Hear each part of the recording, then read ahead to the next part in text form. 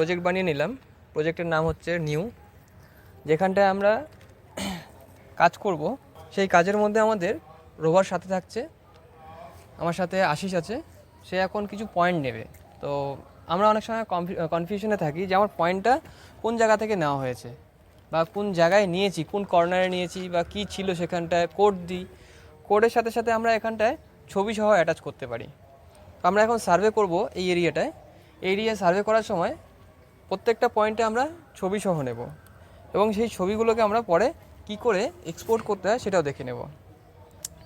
প্রথমে আমরা পয়েন্ট নেওয়ার জন্য আমাদের মেশিনকে রেডি করে নিচ্ছি। কত আছে পোল হাইট? 1.8।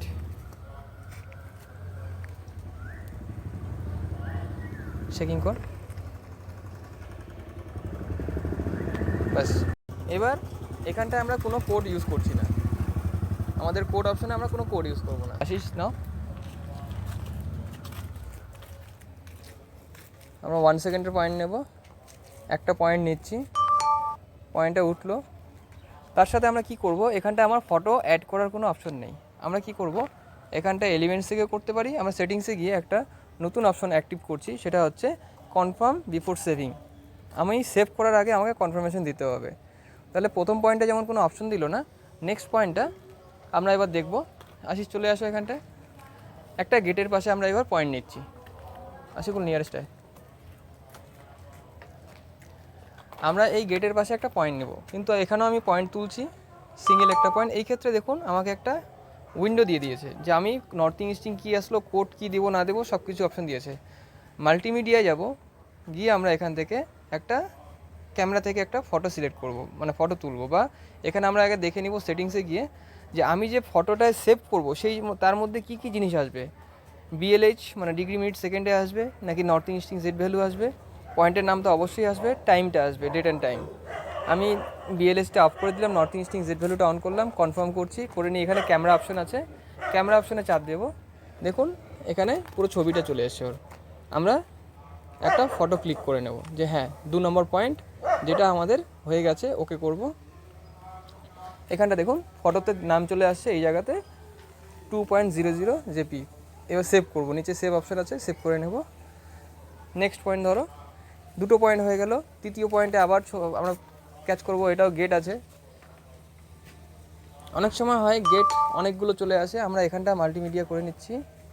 ক্যামেরায় গিয়ে আমরা একটা ফটো ক্লিক করছি, ওকে করে নিলাম, সেভ। এবার আমরা এলিমেন্টসে আসলে দেখতে পাচ্ছি এখানটায় 4টা পয়েন্ট দেখাচ্ছে বেস সহ, তার মধ্যে 2টো পয়েন্ট আমাদের ফটো আছে। প্রথম পয়েন্টে আমরা কোনো ফটো অ্যাড করিনি। তাহলে প্রথম পয়েন্টটা কোথায় ছিল সেটা জানতে যদি চাই, বা আমাদের যদি জানা থাকে, এখানেও যদি ফটো অ্যাড করতে চাই, আমরা কি করব, এখানে টাচ করব সিঙ্গেল একটা, নিয়ারেস্টায় আসিব। এখানটায় আমরা এডিট অপশনে যাচ্ছি এলিমেন্টস থেকে, ঠিক এখানটাও মাল্টিমিডিয়া অপশন আসছে। এখানটায় আমরা ক্যামেরা অপশনে গিয়ে ক্যামেরা দিয়ে ফটো তুলব। এখনও সেই একই জায়গায় দাঁড়িয়ে আছে। সেকেন্ড পয়েন্ট এখানে ছিল, থার্ড পয়েন্ট এই জায়গাটায় হয়েছে। আমরা কি করব, প্রথম পয়েন্ট আমাদের এখানটায় ছিল, এই জায়গাতে। তাহলে আমরা জানার সুবিধার্থে, বা আমরা কিসের পয়েন্ট নিয়েছিলাম, ইলেকট্রিক যে একটা ট্রান্সফরমার আছে তার পয়েন্ট নিয়েছি, আমরা সেটা একটা ছবি তুলে নিচ্ছি। এটা আমাদের ক্যাচ হয়ে গেল ফার্স্ট পয়েন্টে।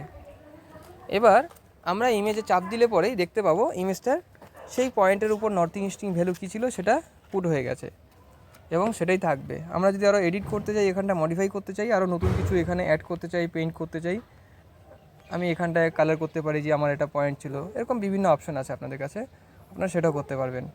এখানে সেভ অপশন আছে, একবার সেভ করলেই কাজ হয়ে যাবে। ব্যাস আমরা আর সার্ভে এখন করছি না, আমরা স্টপ করব। করে নিয়ে আমরা এখন দেখব কি করে এই পয়েন্ট সহ এক্সপোর্ট করব। প্রথমে চলে আসছি প্রজেক্ট অপশনে, এখান থেকে এক্সপোর্টে গিয়ে আমরা করব নেক্সট বা মোর অপশন। মোর অপশনে আপনারা দেখতে পাচ্ছেন এক্সপোর্ট সার্ভে পয়েন্ট সিএসভি আছে উপর থেকে 4 নাম্বার অপশনটা। এই অপশনটা আমরা ক্লিক করলাম, সিলেক্ট হয়ে গেছে। নিচে নেক্সট করব, করলেই ফাইলের নাম আসে নিউ, তারপর আজকে ডেট দিয়ে এসছে, ডেট অ্যান্ড টাইম। এবার পাথ সিলেক্ট করা আছে, কোন জায়গায় এক্সপোর্ট হয়ে যাবে, ফাইলের কোন জায়গায় থাকবে। এখানে নিচে দেখুন এক্সপোর্ট ইমেজ, আমরা এই অপশনটাকে অ্যাক্টিভ করে দেবো।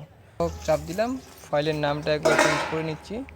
তো এই ফাইলটাই আমরা একবার এক্সপোর্ট করেছিলাম, নেক্সটে আমরা 1 2 3 4 করে দিলাম এই ফাইলটা, জাস্ট ওকে করছি।